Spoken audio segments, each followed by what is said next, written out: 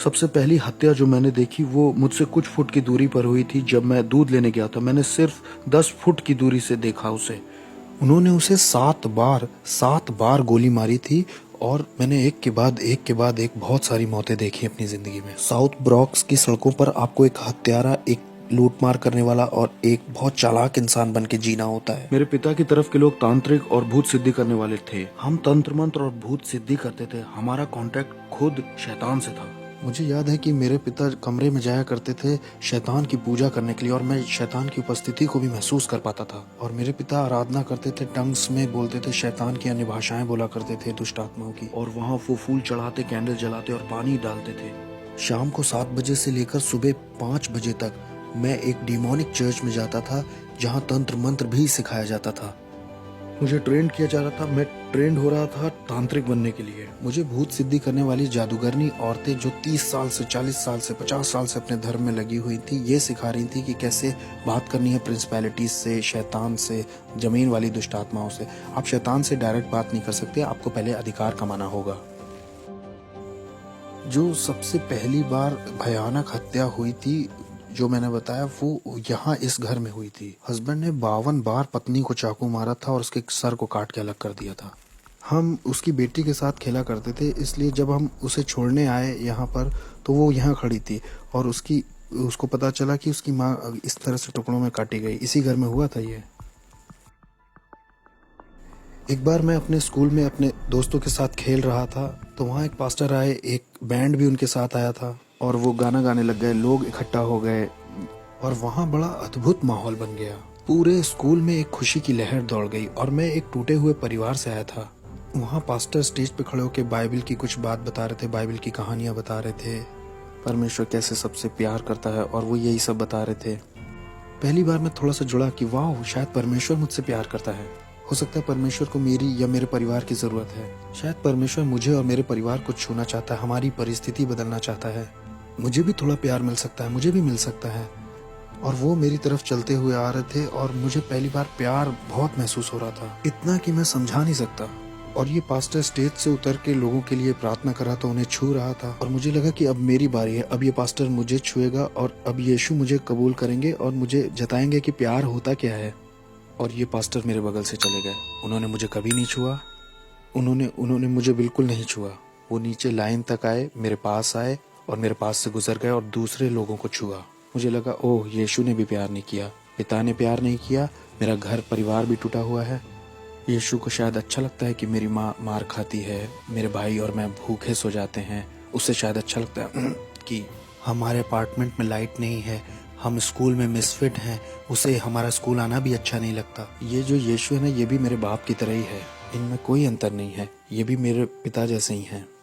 और मैं टूटा हुआ और बड़ा उदास अपने घर पहुंचा। और मुझे याद है 1 या 2 हफ्ते बाद लगभग मैं स्कूल के बाहर थोड़ी मस्ती कर रहा था, अपने दोस्तों के साथ मज़े ले रहा था, और मैंने सुना कि कुछ नीचे गिरा।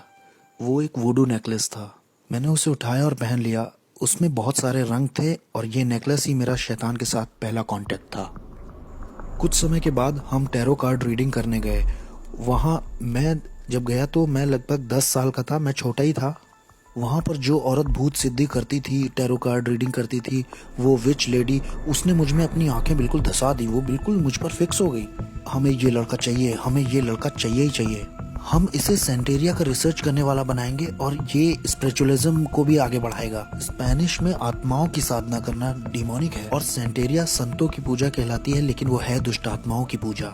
और अगर ये तुमने हमें नहीं दिया तो ये 30 दिन में अपनी आंखें खो देगा। मेरी माँ होने के नाते मान गई और उसने अपना फर्नीचर बेच दिया, उसने अपना बेडरूम सेट बेच दिया सिर्फ $250 जुटाने के लिए, ताकि मेरी पहली सेरेमनी हो। इस औरत ने मेरी माँ के दिल में बहुत डर बैठा दिया था और मेरी माँ जमीन पे सोने लग गई क्योंकि उसके पास बेड नहीं था और वो ये भी नहीं चाहती थी कि मेरी आंखें खोएं। तो इन लोगों ने मुझे अंधकार की दुनिया में आगे बढ़ाया जब मैं 10 साल का था। फिर पहला एनकाउंटर जो मेरा हुआ, मैं जब 10 साल का था, वहाँ डेविल आया और उसने ऑफरिंग भी कबूल कर ली। मेरी जिंदगी अब शैतान को सौंप दी गई थी और उन्होंने मेरे गले में 5 मालाएं पहनाई। ये 5 तरह की बड़ी दुष्ट आत्माएं थीं जो आसमानी मकामों में रहती हैं। ये शैतान के नीचे होती हैं। उन्होंने ये मेरे गले में पहना दिया, जिन्हें सेंटेरिया कहते हैं। उन्होंने कहा कि यही रूहें आज से तुम्हारी मदद करेंगी और ये तुम्हारे स्पिरिचुअल गार्डियन एंजल्स हैं और अब से यही तुम्हारी आगे को फिक्र करेंगे। ये जो कोने की बिल्डिंग आप देख रहे हैं इधर इस कोने की, ये पूरी लगभग खाली रहती थी और मैं और मेरा भाई यहाँ ऊपर से उतर करके और पंप से पानी लेने जाते थे। ये वाला पंप था वो, ये खाली थी और ज़्यादातर अपार्टमेंट यहाँ के खाली ही थे और मैं और मेरा परिवार ही सिर्फ यहाँ रहते थे। मेरा जो पूरा चैपल था वो इन्हीं सब कामों में लगा हुआ था। वो शैतान की पूजा करते थे और हम डिमोनिक चर्च में जाते थे शाम को 7 बजे से लेकर सुबह 5 बजे तक। भूत सिद्धि वाली औरतें और तांत्रिक हमें सिखाते थे, वो बुलाना सिखाते थे, नियम कायदे और अधिकार के विषय में सिखाते थे। इस जगह को कौन देखता है, ऊपर हाकिम कौन है और यहाँ की प्रिंसिपलिटीज का नाम क्या है और किस तरह से हमारा चैनल काम करता है। 13 साल का होते होते मुझे शरीर से आत्मा को अलग करना आ गया था और मैं शरीर घर में छोड़कर स्पिरिट रेल में निकल जाता था, अलग क्षेत्रों में, और जाकर वहाँ श्राप बोलता था। अंधकार का साम्राज्य बढ़े और आस पड़ोस श्रापित हो जाए, यहाँ पर होमोसेक्सुअलिटी आ जाए, यहाँ पर डीमंस आ जाए, यहाँ पर spirit of murder, spirit of suicide आ जाए। मुझे अपने आस पड़ोस में ये सारे चैनल्स चलाना आ गया। 15-16 की उम्र आते आते मैं हॉस्पिटल्स में जाके आईसीयूज में मौत हो जाए ऐसा बोलता, दूसरे कमरों में मौत हो, ये इंसान मर जाए, ताकि डेविल की नज़र में मेरा लेवल या मेरा ओहदा और बढ़ सके और मैं न्यूयॉर्क सिटी का सबसे बड़ा डेविल वर्शिपर बनना चाहता था। शैतान मेरा बाप बन गया, उसने मेरे बाप की जगह ले ली क्योंकि मैंने ऐसी दुआ की थी कि मेरे बाप को मार दो। 33 साल की उम्र में मेरे बाप को चेहरे पर गोली मार करके खत्म कर दिया था एक नाइट क्लब में एक औरत की वजह से जब वो घर आ रहे थे। शैतान ने उन्हें ले लिया और उसने कहा कि मैंने पुराने से नए को बदल दिया है और ऐसे डेविल मेरा बाप बना। एक क्लब था इस जगह पर और वहां मेरे बाप को मारा गया था जब उनकी उम्र 33 साल की थी। मैंने बताया था ना कि जब मैं छोटा था, लगभग 11 साल का था, तो यहाँ पर एक कॉर्नर पर स्टोर हुआ करता था इधर साइड। जब मैं दूध का गैलन लेने गया था, मेरे सामने उस आदमी को मारा गया था। शैतान का पुजारी होने से मेरा ओहदा अब बढ़ चुका था और इतना बढ़ गया था कि मैं प्रिंसिपैलिटीज को और दुष्टात्मा को इधर से उधर भेज सकता था। और मैं जैसे आपके साथ यहाँ बैठा हूँ, ऐसे मैं शैतान के साथ बैठा करता था और वो ह्यूमन फॉर्म में आ जाता था। उसकी उपस्थिति आती थी और मैं सारी रात उससे बात करता था और वो मुझको असाइनमेंट्स देता था। मैं अच्छे क्लब्स में और लॉन्ज में जा करके चेक करता था कि किसको मैं अंधकार के साम्राज्य में ला सकता हूँ। मैं उनको उनका भविष्य बता देता था, उनकी जिंदगी के बारे में उन्होंने क्या क्या किया है और उनके साथ क्या होने वाला है, ये सब बता देता था। उन्हें बिल्कुल ये अंदाजा नहीं था कि मैं कौन हूँ। मैं बस दुष्टात्माओं की शक्तियों से भरा था। मैं खून भी चखा करता था। हर हफ्ते मैं जानवर को काट कर उसका खून पीता था और कभी समय नहीं हुआ या पैसे नहीं हुए तो खुद का हाथ काट करके खुद का खून पी लेता था। हमारे ग्रुप में और जिन लोगों के साथ में था वो सब डीमन से जुड़े हुए थे। उनमें डॉक्टर्स थे, लॉयर्स थे, उसमें प्रिंसिपल्स और जजेस और पुलिस ऑफिसर्स भी शामिल थे जो जादू टोने में लगे हुए थे। सिंगर्स जो आज की डेट में बहुत मशहूर हैं वो भी थे। मैं एक हवा के हाकिम को दूसरी जगह भेज सकता था, नीचे जमीन की दुष्टात्माओं को दूसरी जगह भेज सकता था ताकि उस जगह की चर्च बंद हो जाए, चर्च की ग्रोथ बंद हो जाए और लोगों के सेव होने के सारे मौके छिन जाएं। कभी कभी मैं शराब में धुत होकर के दुष्टात्माओं से इतना भर जाता था कि सड़क के बीच में खड़ा होकर के परमेश्वर से कहता था, सुन, तुमसे भी थोड़ा उलझना चाहता हूँ, आओ थप्पड़ मारूं या थूक दूं तुम्हारे मुंह पर, आओ भिड़ के दिखाओ नीचे। मेरी शादी भी हॉलोवीन पे हुई थी। शादी भी डिमोनिक थी जो मैंने हॉलोवीन पे की थी। दूसरी प्रिंसिपैलिटीज के डीमंस आए थे मेरी शादी में। कोई इंसानी जात मेरी शादी में नहीं आई थी। वो सब मेरी शादी में आने से डर रहे थे। मेरी शादी बड़ी अजीब थी। मैंने लोगों को इनविटेशंस भेजे, कोई दिखाई ही नहीं दिया तो कोई वेडिंग गिफ्ट नहीं। लेकिन हाँ, दुष्टात्माएं आई थी मेरी शादी में और उन्होंने ही बैप्टिज्म दिया। तो मेरी पत्नी और मैं, हम दोनों ही तंत्र मंत्र करते थे और हम अपनी बेटी को भी वही बनाना चाहते थे। मुझे याद है पहली बार जब मुझे इंसान की कुर्बानी करनी थी तो डेविल मेरे साथ कार में अंदर बैठा हुआ था। उसने कहा, मुझसे प्यार करते हो? मैंने कहा, ऑफ कोर्स डैडी। उसने मुझसे कहा कि छत के ऊपर एक आदमी है, वो तुम्हें नुकसान पहुंचाने आया है, तुम्हारा पैसा चुराने आया है, तुम उसे मेरे लिए मार दो अगर प्यार करते हो तो मैं छत की ओर ऊपर जाने लगा। मुझे याद है मैं 12वें माले में रहता था और जब मैं छत के ऊपर पहुंचा तो वो छत के पीछे वाले हिस्से सीढ़ियों पर छुपा हुआ था और ये आदमी 6 फुट 5 इंच का, वो लगभग 250 पाउंड का होगा। मैं डीमन पजेस्ड हो गया था और मेरे अंदर दुष्टात्मा गई, मैंने महसूस किया और अब मैं नहीं रह गया था। मैं उसे पकड़कर अपने अपार्टमेंट में लाके उसे चाकू मारना चाह रहा था क्योंकि मेरे पास एक कार्डोन पॉट था जो लगभग 100 पाउंड का होगा। उसमें 9 तरह के हथियार लगे थे जो 9 अलग तरह से इस्तेमाल किया जाता था और जैसे ही मैं उसे पकड़ने चला और उसे अपार्टमेंट में खींचे, वो बस मेरे हाथ से फिसल गया और गायब हो गया। वो नीचे स्टोरवे के पास कूद गया। वो ऐसा जैसे ओलंपिक के एथलीट कूदते हैं करके कूद गया। वो कूदा और गायब ही हो गया। मैं उसे पकड़ नहीं पाया तो मैं बहुत निराश हो गया। मैं अपनी पहली इंसानी कुर्बानी नहीं कर पाया। लोगों ने इसके ऊपर देखो कुछ लिख दिया है, लेकिन यहाँ पर एक डीमन है। ध्यान से देखो, ये वो डीमन है जो नर्क के दरवाजे की देखरेख करता है। इसी के बारे में मैं बता रहा था अपनी किताब में। वो सेंटेरिया वाली यही है, छोटा वाला दुष्ट आत्मा। ये वो दुष्ट आत्मा है जो हेटी को चलाती है। हेटी के ऊपर जो प्रिंसिपैलिटी है ना, वो यही है। और वहां पर जो वो वाला है ना, वो इस्लाम के ऊपर हाकिम है। अब यहाँ आ गया और ये देखो, लोगों को फंसाने के लिए द ट्रुथ। क्या हंसी आ रही है? सच, ये तुम्हें आजाद करेगा। ये देखो, ये भी ऊपर लगाया है ताकि लोगों को लगे कि ये भी इसी का हिस्सा है, मतलब ये इसका हिस्सा है। ये जगह कौन सी है? इस जगह को बोटानिका कहते हैं। ब्रॉन्क्स में जो लोग रहते हैं वो अगर जादू टोना तंत्र मंत्र करना चाहते हैं तो यहीं से सामान खरीद के ले जाते हैं, दूसरों को परेशान करने के लिए या मारने के लिए। आओ हम अंदर चल सकते हैं। अगर मैंने कह दिया आप 30 दिन में मरने वाले हो तो 30 दिन में तुम मर जाओगे, तैयारी कर लो। मुझे बिल्कुल परवाह नहीं कि आप कहाँ काम करते हो, आप किसे जानते हो। आई डोंट केयर कि आप अपने आप को क्या बुलाते हो। आप कहो आप कैथलिक हो, आप क्रिश्चियन हो, आप एक बिलीवर हो। मैं आपको मार सकता था जब तक आपका यीशु से जीवित संबंध ना हो। मेरी बिल्डिंग के नीचे एक औरत रहती थी। वो एक दिन ऊपर आके बोली कि मेरा पति मुझसे धोखा कर रहा है। वो जिस औरत के साथ धोखा कर रहा है उसे मार दो तुम जादू टोना करके, मैं कितना पैसा दूं। मैंने कहा मैं पहले शैतान अपने पिता से पूछूंगा और फिर तुम्हें बताऊंगा, तुम 2 दिन बाद आना। फिर वो औरत आई और शैतान ने मुझे बताया कि एक कॉफिन बॉक्स, 21 ब्लैक कैंडल्स और उस औरत की एक मूर्ति बना करके उस कॉफिन में डाल देना जादू टोना करने के लिए, और उस औरत को मारने के लिए 21 दिन में उसकी मौत हो जाएगी। 21 दिन में हम उसका फ्यूनरल देखेंगे।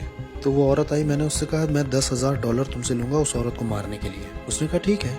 मैंने कहा अरे तुम्हारी मेरी जान पहचान है, मैं तुम्हारे घर भी आता था। तुम एक काम करो 7,000 देना, 30% ऑफ दे रहा हूँ तुम्हें, मैं मार दूंगा उसे। 30% ऑफ है तुमको, $7,000 दे देना बस। जब वो औरत मेरे घर से जा रही थी तो बोल के बोली वैसे वो औरत क्रिश्चियन है। उसने कहा वो मसीही है। मैंने कहा अब मैं उसे फ्री में मारूंगा। मैंने कहा मैं उसको अब फ्री में मारूंगा, मुझे इन क्रिश्चियंस को एक सबक सिखाना है, मैं उसे अब फ्री में ही मारूंगा। मैंने कहा मुझे तुम्हारा पैसा नहीं चाहिए, मैं फ्री में मारूंगा। तो मैंने उस पर तंत्र मंत्र किया, वोडू किया, लेकिन 21 दिन होने पर भी वो मरी नहीं। एक महीना हो गया वो मरी नहीं। और मुझे लगा अरे ये हो क्या रहा है, ये मेरी इज्जत का सवाल था।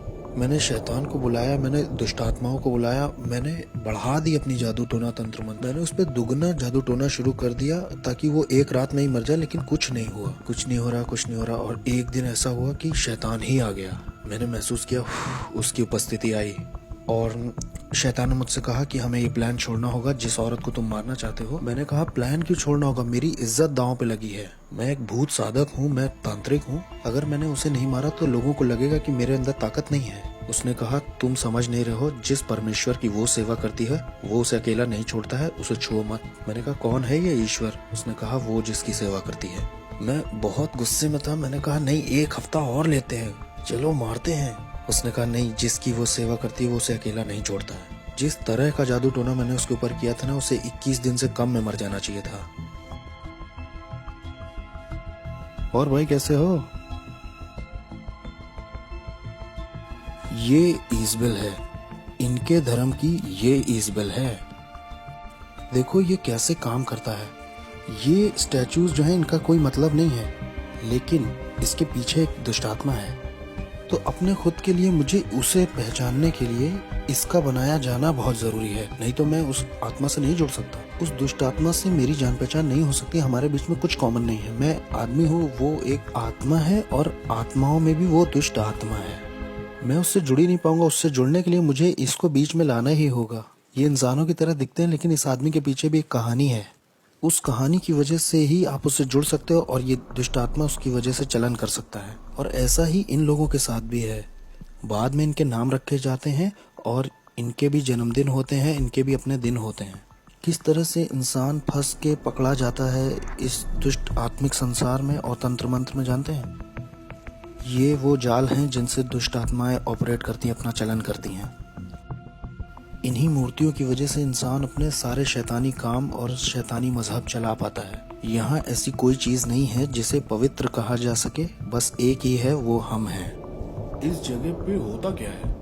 वहाँ पीछे तंत्र मंत्र होता है, वूडू होता है, वहाँ कुछ मंत्र बोले जाते हैं और उससे मूर्तियाँ पवित्र की जाती हैं। ये सारी दुष्ट आत्माएं चाहती हैं कि आप एक नई मूर्ति खरीदें ताकि आप दुष्ट आत्मा को घर ले जा सकें। ये देखो, खास प्रार्थनाएं, ये आपको विश्वास दिलाना चाहते हैं कि आप परमेश्वर से प्रार्थना कर रहे हो। मैं भी यही किताब इस्तेमाल करता था, खास प्रार्थनाएं। इनका मकसद ही है कि आपको लगे कि आप ईश्वर से प्रार्थना कर रहे हैं, लेकिन इनमें कोई भी ईश्वर में बाइबल का कुछ नहीं है, ना बाइबल की कोई बात है, ना क्रूस की कोई बात है। मैं न्यूयॉर्क अमेरिका में तीसरे नंबर का वो इंसान था जिसके पास एक ऐसी किताब थी जिसमें चिन्ह बने थे सारी दुष्ट आत्माओं के और सारे हाकिमों के, और कैसे लोग ये तंत्र मंत्र सीख सकते हैं। और कोई इस तरह की किताब को नहीं रख सकता, या किसी के पास ऐसी किताब नहीं हो सकती जब तक डेविल उस पर खुद साइन न कर दे। और मैं तीसरा वो इंसान था जिसके पास ये किताब थी, और मैं इस किताब के निशानों का इस्तेमाल करके जादू टोना करता था ताकि लोगों का दिमाग खराब हो जाए और वो बीमार पड़ जाए। जाने कैसे तंत्र मंत्र से मैं उन्हें बीमार करके लेप्रोसी, किसी को कैंसर दे देता था। मैंने लोगों के ऊपर ऐसा जादू टोना किया कि उनके साथ गर्भपात हो, उनके जीवन में अबॉर्शन आ जाए, लोग हॉस्पिटल जाएं, सर्जरी ही करवाएं, बिना सर्जरी के हॉस्पिटल में रहें। जादू टोने से मैंने लोगों को पागल भी किया है। मैंने जादू टोना करके लोगों के ऊपर दुष्ट आत्माएं भेजी, बाइपोला की, सिजोफ्रेनिया की और भयानक बीमारी और सुसाइड की स्पिरिट। मैं रात भर बैठकर शैतान से घंटों बात किया करता था। जब क्रिश्चियंस यहाँ चर्च भी 1 घंटे के लिए नहीं जाते, बहुत से क्रिश्चियंस 1 घंटे दुआ भी नहीं करते। आत्मिक संसार ज्यादा रियल है इस संसार से जो दिखता है, और हमने इसे महसूस किया था कि जो कुछ यीशु में ढका हुआ नहीं है उसे बहुत आसानी से टारगेट बना सकते हैं गिराने के लिए। जैसे नास्तिक लोगों को आराम से मार सकते हैं हम। यहोवा विटनेस वाले लोग आसानी से मारे जा सकते हैं, मोर्मोन्स भी आसानी से मारे जा सकते हैं, और ऐसे लोग भी जो कहते हैं शैतान होता ही नहीं है, वो भी बहुत आसानी से मारे जा सकते हैं, क्योंकि वो आत्मिक सहायता कभी मांगेंगे ही नहीं। मुझे याद है कि एक बार हमारे पड़ोस में निकी क्रूस का ग्रुप आया हुआ था। वो उसको ट्रूस बुलाते थे। वो चलते चलते वर्शिप करते हैं, फिर वचन का प्रचार करते हैं, फिर कहीं और निकल जाते हैं और वही करते हैं। और मैं इनके पीछे कुछ इस तरह से लगा कि इन्हें पीछे कर दूं, इन्हें कुचल दूं। और ये जवान बच्चे थे, कोई 18, कोई 19, कोई 20, कोई 16 ऐसे थे। और मैंने कहा कि ये मेरे पड़ोस में कैसे ये गंदे गाने, ये कूड़ा मेरे बगल में बजा सकते हैं, जिसे आज हम आराधना कहते हैं। ये गंदे गाने थे मेरे लिए। अब मैं इनके पीछे पड़ के इन्हें बर्बाद कर दूंगा। जब मैं वहाँ ऊपर गया तो जहाँ मतलब वो लोग थे, वहाँ एक आँख की दीवार थी जिससे मैं उन्हें छू नहीं पा रहा था और ना उसके पार जा पा रहा था। किसी चीज ने मुझे रोका। जितनी बार भी मैंने आत्मिक शक्तियों को बोला जाओ, तो वो नहीं जा पाई, वो रुकती रही, और मैं कभी भी उन बच्चों को छू नहीं पाया। मैंने कहा कुछ तो सही नहीं है, कुछ तो ऐसा है जो सही से नहीं हो रहा। फिर मैं वहां से निकल गया। मैंने कहा अब मैं इनके साथ नहीं लगूंगा, इन्हें अकेला छोड़ देता हूँ। ठीक है, ये पहला राउंड जीत गए। तो क्या इस वक्त आत्माएं हमें देख रही हाँ, हैं? वो हमें देख तो रही हैं। हाँ, वो देख रही हैं। तो हम सुरक्षित हैं? हम सुरक्षित हैं? हाँ, हम सुरक्षित हैं। हम यीशु के लहू में ढके हुए हैं। यीशु के खून जैसा कुछ भी नहीं है। हमें वो हमें छू नहीं सकते। हमारे पास सुरक्षा का बाड़ा है। हमारे चारों ओर सुरक्षा का बाड़ा है भाई। हम यहाँ आ सकते हैं और हम यहाँ की दुष्ट आत्माओं के पीछे भी पड़ सकते हैं, और हम इस जमीन को यीशु के नाम से श्राप भी दे सकते हैं, और शैतान हमारा कुछ कर भी नहीं सकता। मेरे पास बहुत पैसा था, बहुत बढ़िया कारें, बहुत सुंदर लड़कियां थीं। मेरे पास दुनिया का सब कुछ था। मेरे पड़ोसी मुझसे डरे हुए थे, क्योंकि जो मैं था, वो कहते थे तुम इससे उलझोगे तो तुम्हारे घर के लोग मरेंगे। तुम इससे उलझे तो ये बंदूक नहीं चलाएगा, ये सोते में मार देगा सबको। मेरे बाप शैतान ने मुझे बहुत बढ़िया चीजें दी थी, ऐसी ताकत दी थी कि लोग मुझसे डरते थे, जैसी मैं सोच भी नहीं सकता। यहाँ तक कि पुलिस भी मुझसे डरती थी, मेरे पड़ोस की सिक्योरिटी भी डरती थी। लोगों को ये मालूम था कि ये शैतान का बच्चा है, ऐसा कहते थे लोग। मैंने कई क्रिश्चियंस को घुटने पिला दिया, दुआ के लिए नहीं, क्योंकि उनमें ताकत ही नहीं थी। इसलिए नहीं कि आपका परमेश्वर ताकतवर नहीं था, मुझे गलत मत समझिए। परमेश्वर तो ताकतवर था, लेकिन बर्तन कमजोर था। बर्तन का कोई प्रार्थना का जीवन नहीं, ना कोई उपवास का जीवन, और ना परमेश्वर से इसका संबंध सही है। ये व्यक्ति भक्त जैसा बस बाहर से दिख रहा है, लेकिन कोई शक्ति नहीं है। ये व्यक्ति कमजोर है और इसके जीवन में कुछ हो भी नहीं रहा है। इसके पास बाइबल भी है, इसके पास कपड़े भी सही हैं, इसके वस्त्र सही हैं, लेकिन इसका कोई जुड़ाव नहीं है यीशु के साथ, क्योंकि ये उसकी इच्छा से बाहर है, उसकी प्रतिज्ञाओं से बाहर है और इसके डिवाइन पर्पस से भी बाहर है।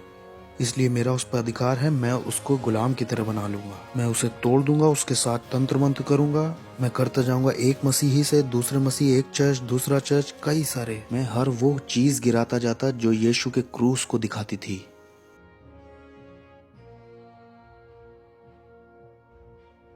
बहुत ही दुष्ट आत्माओं से भरी हुई जगह है। तो इस जगह का बहुत असर होगा ना आस पड़ोस पर। हाँ और क्या, ये जो पूरा एरिया है ना, ये इसी की वजह से लॉक्ड है। ये शैतान का गढ़ है, हम शैतान के गढ़ में गए थे। इस गढ़ का पूरा बाजार नरक से था। सोचिए, ये जाते हैं $100-200 लेकर के ये सब खरीदने के लिए, और इससे उन्हीं का नुकसान होता है, इससे दूसरों का, गरीबों का भला हो सकता है।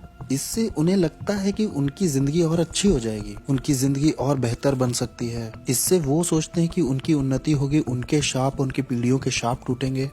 ये मोमबत्तियां, ये वुडू खरीदने से इन्हें लगता होगा, लेकिन परमेश्वर कहता है कि ये तुम्हें फ्री में दे रहा हूँ मैं, बस अपनी जिंदगी मुझे दे दो और मैं तुम्हें आजाद करूंगा। लेकिन ये इन्हें नहीं चाहिए, ये उनके लिए बहुत मुश्किल है, ये तो इनके लिए बहुत कॉम्प्लिकेटेड है।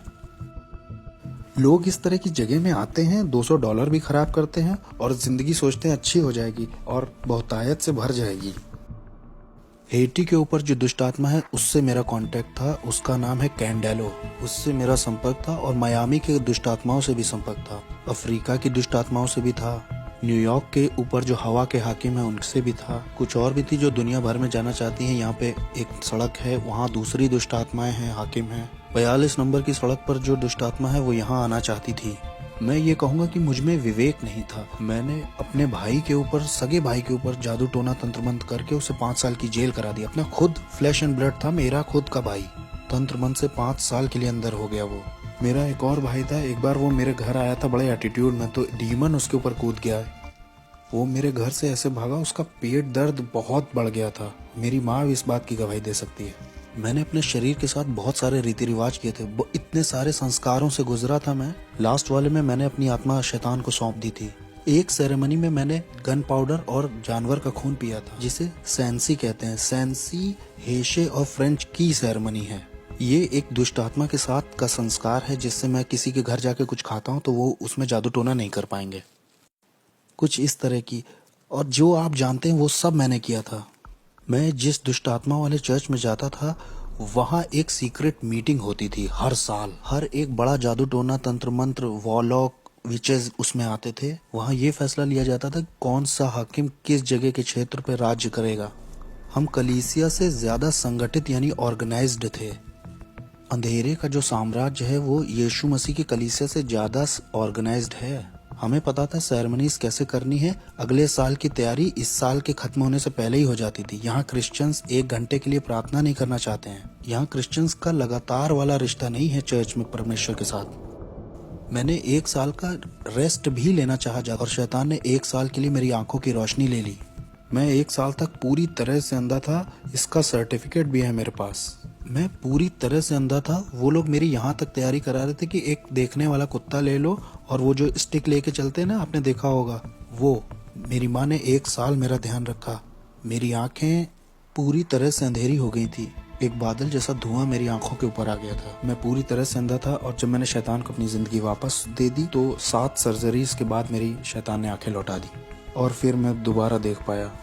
और ये मेरी सजा थी जो शैतान ने दी कि 1 साल की छुट्टी मुझे चाहिए थी। मैं 1 साल की छुट्टी लेना चाहता था। शैतान ने कहा अच्छा छुट्टी चाहिए, ये लो, और उसने मेरी आंखें ले ली।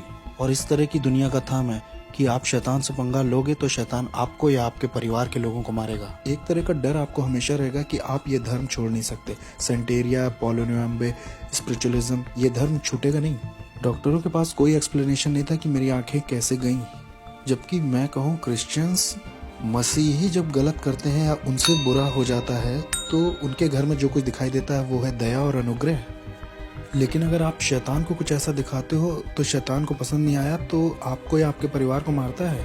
मुझे याद है एक बार एक औरत को शैतान ने कहा इस आदमी से मत मिलना। उसने परवाह नहीं की क्योंकि वो उससे प्यार करती थी। इसलिए शैतान ने एक दुष्ट आत्मा एक ऐसे इंसान के अंदर भेजी जो सड़क पर रहता था। उसने हथौड़े से उस औरत के सिर पर 17 बार वार करके मार दिया। एक बार मैं अपने घर में बैठा हुआ था, बहुत अमेजिंग था। मैं नाइट क्लब से लौट के आया था। मैं टीवी पर जेरी स्प्रिंगर नाम का एक शो देख रहा था। वो बड़ा अजीब सा शो है, लोग उसमें एक दूसरे को मारते हैं और मुझे उसमें बड़ा मजा आता था।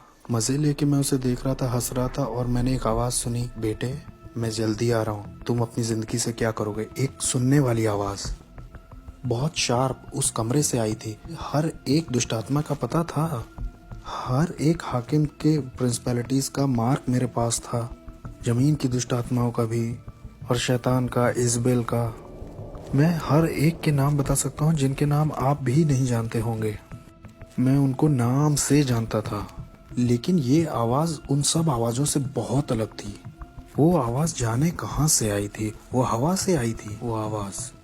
मैं एक तरह के सदमे में आ गया और फिर मैंने एक तरह का दर्शन पाया अपने अपार्टमेंट के दूसरी तरफ। मैंने देखा कि पूरे आसमान में आग है और नीचे के जो लोग हैं वो उससे बचने के लिए इधर उधर दौड़ रहे हैं कि कोई जगह मिल जाए शायद। मैंने कहा ये कैसा दर्शन, मैंने उसे छोड़ दिया।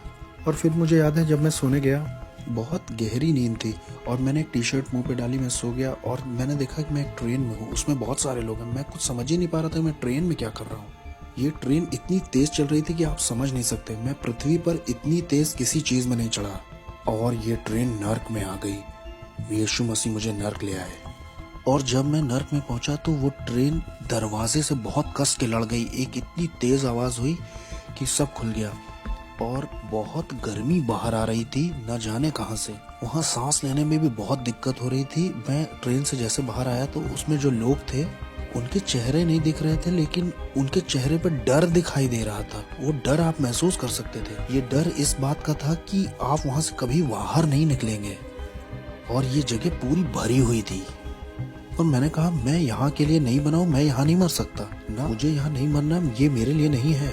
मैं यहाँ के लिए पैदा नहीं हुआ हूँ, मैं अपने आप से ही बातें कर रहा हूँ। मैं यहाँ नहीं रहने वाला, इसलिए मैं एक कोई सुरंग ढूंढने लगा जहाँ से मैं निकल सकूं। तो मैं सुरंग ढूंढने के लिए आगे गया, या कोई खिड़की ढूंढने, या कोई हो सकता है वहाँ कोई जगह दिख जाए जहाँ से मैं बाहर आ सकूं और मैं अपनी रियलिटी में लौट सकूं। लेकिन वहाँ कोई गैप नहीं था। मुझे याद है वहाँ जितना मैं आगे उस सुरंग में जा रहा था उतना ज्यादा मुझे डर घेर रहा था और मुझे लोगों की तकलीफें सुनाई दे रही थी, आवाजें।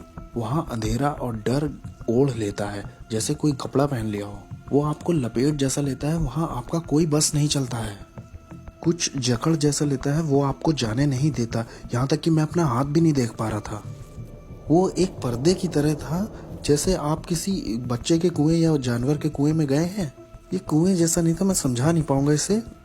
और इसमें से बहुत गर्मी और बदबू बाहर रही थी, ऐसा जैसे न्यूयॉर्क सिटी के गटर खुल गए हों। वहाँ वो बहुत अजीब सा, बहुत अजीब। और जब मैं आगे गया तो वहाँ मुझे याद है आगे शैतान मिला। उसने कहा मैं तुम्हारा बाप था।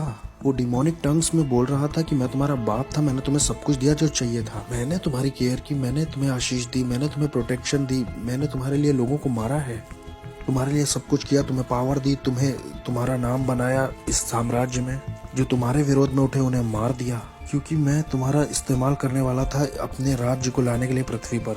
और तुम मुझे छोड़ना चाहते हो, मुझसे धोखा करना चाहते हो। और ये सब डिमोनिक टंग्स में हो रही थी और मैं भी उससे दुष्टात्माओं की अन्य भाषा में बराबर बोल रहा था। मैंने कहा नहीं, मैं छोड़ूंगा नहीं, मैं बस कंफ्यूज हूँ, मुझे समझ नहीं आ रहा हो क्या रहा है। उसने कहा नहीं, मुझे मालूम है तुम क्या करोगे, तुम मेरे धर्म को एक्सपोज करोगे कि मैं कौन हूँ और मेरे आत्मिक संसार में कैसे काम करता हूँ। मैंने तुम्हें वो चीजें बताई हैं जो किसी को नहीं बताई, क्योंकि मैं तुम पे भरोसा करता था कि तुम मेरे राज्य को आगे बढ़ाओगे, क्योंकि मैं और तुम्हारा इस्तेमाल करना चाहता था बड़े पैमाने पर।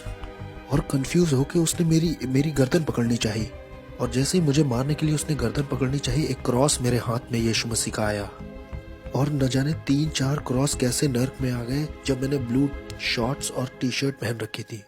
और जैसे ही मैंने वो क्रूस उसके ऊपर छुआया, वो ऐसे पिघल गया जैसे वो कोई बच्चा हो।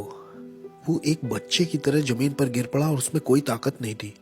और फिर मैंने उस मौके का फायदा उठा करके भागना शुरू किया उस तरफ जिधर दरवाजा लग रहा था मुझे, या शायद वहां कोई मुझे दरवाजा दिखाई दे जाए। जो मेरी उम्मीद थी, वहां आशा जो थी, वो ऐसी थी जैसे वहां किसी तरह की कोई आशा ही ना हो। वहां कभी ऐसा नहीं लगता कि आप बाहर आ पाएंगे। बस बस यही आपका द एंड है। जिस डर ने उस वक्त मुझे पकड़ रखा था वो डर मैं समझा नहीं पाऊंगा, ऐसा डर मुझे कभी नहीं लगा। मैंने उस तरह की निराशा कभी महसूस ही नहीं की थी। ये बिल्कुल स्वर्ग का ऑपोजिट था। वो खुशी और आनंद का ऑपोजिट था, शांति का ऑपोजिट था, जीवन और उजियाले का ऑपोजिट था। ये जगह तो अंधकार और तड़प की जगह थी। अगर अगर मैं यहाँ रहता हूँ तो मेरे परिवार मुझे कभी नहीं ढूंढ पाएगा कि मैं यहाँ हूँ। मेरी पत्नी, मेरी बेटी मुझे कैसे ढूंढ पाएंगे, कैसे देख पाएंगे। अब जब मैं उस सुरंग के और गहरे में जा रहा था, ये सोचते हुए कि वहां शायद कोई दरवाजा हो या किसी तरह की कोई दरार वहां हो, वहां शैतान फिर से दिखाई दिया और उसने कहा कि मैं तुम्हें मार दूंगा। अब समर्पण के समय में मैंने तुम्हारे शरीर पर कुछ दुष्ट आत्माओं की भाषा में निशान बनवाए थे जो मेरे कॉन्ट्रैक्ट हैं, इससे मैं तुम्हें मार दूंगा। उसने कहा, अरे बेवकूफ, ये मेरे निशान है, ये इस बात के निशान है कि मैं तुम्हारा मालिक हूँ, मैं तुम्हारा मालिक हूँ, कोई और तुम्हारा मालिक नहीं है, मैं हूँ। या तो तुम मेरे लिए जियोगे या तो मरोगे। और फिर जैसे ही उसने अपने हाथ बढ़ाए मुझे दोबारा पकड़ने के लिए, मैंने तो सोचा मेरी कहानी खत्म। अब वो मुझे दूसरी बार पकड़ने आया है। क्रूस यीशु मसीह का बीच में आ गया, नर्क में।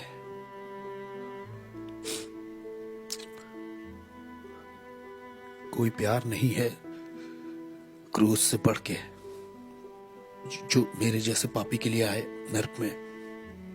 दाऊद कहता है कि अगर मैं अपना बिछौना अधोलोक में भी बिछाऊं तो उसे पता है। अनुग्रह और सच्चाई नर्क में दिखाई दी। अनुग्रह और सच्चाई को मेरे बारे में पता था।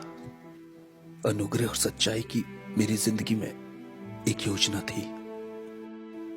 मेरे गलत, शैतानी, घमंडी और खुदगर्ज और स्वार्थीपन का जब अंत हो गया नर्क में, जब मेरा समय भी पूरा हो गया था, तब यीशु मसीह दिखाई देते हैं मेरे जैसे मिसफिट के लिए और कहते हैं, तुम्हारे लिए मेरे पास योजना है, मैं तुमसे प्यार करता हूं जितना तुम सोच नहीं सकते। वो मुझे नर्क में दिखाई दिए और जब मैं वापस आया, मेरी आत्मा शरीर में वापस आई, तब मैंने अपने घुटने टेके यीशु मसीह के नाम से। मेरे पास $1,00,000 का सामान था तंत्र मंत्र का, मैंने फेंक दिया। मैंने तंत्र मंत्र सब फेंक दिया। मैंने अंधेरे के साम्राज्य से जुड़ी हर एक चीज फेंक दी। हेटी के लोग और क्यूबा के लोग और मियामी, न्यूयॉर्क के लोगों ने सोचा कि इसे मार दे क्योंकि ये बहुत जानता है, क्योंकि इसे बहुत कुछ पता है, इसलिए इसे मारना चाहिए। हमें इसे मारना ही होगा क्योंकि ये बहुत कुछ जानता है। ये अब हम में से एक नहीं रहा, इससे मारना तो जरूर है। वो आए मुझे मारने के लिए, उन्होंने अपनी तरफ से कोई कसर नहीं छोड़ी। मैं दिन में सोने लगा था क्योंकि दिन और रात दुष्ट आत्माएं आती थी और मुझे बहुत टॉर्मेंट करती थी, बहुत सताती थी। ये सब 30 दिन तक चलता रहा। 30 दिन तक वो मेरे गले को पकड़ते थे, वो मेरे बिस्तर को मुझे उठा के फेंक देते थे। मैं बिस्तर पर लेटे महसूस करता कोई मेरे बगल में लेटा हुआ है, बर्फ के जैसा कोई ठंडा। और जैसे मैं मुड़ के देखता तो मैंने डेविल को खुद देखा वहां लेटे हुए। ये सब चलता रहा 30 दिन तक, एक के बाद एक।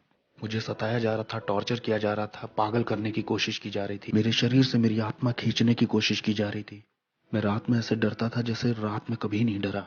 30 दिन तक मैं चिल्लाता रहा और मुझे प्रार्थना करना भी नहीं आता था। सिर्फ बोलता था जीसस जीसस जीसस। प्रार्थना आती नहीं थी तो वो बहन तो इस तरह से चर्च में प्रार्थना करती, लो वो भाई ऐसे प्रार्थना करता है।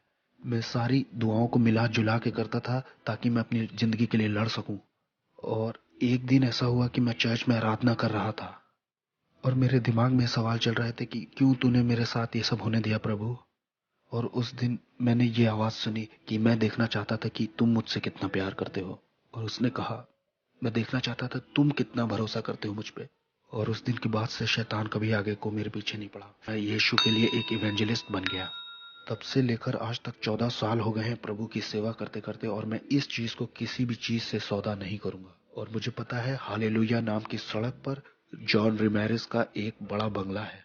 एक दिन वो कहेगा, तेरा स्वागत है विश्वास योग्य दास। जिसके कान हो वो सुन ले और जिसकी आंखें हो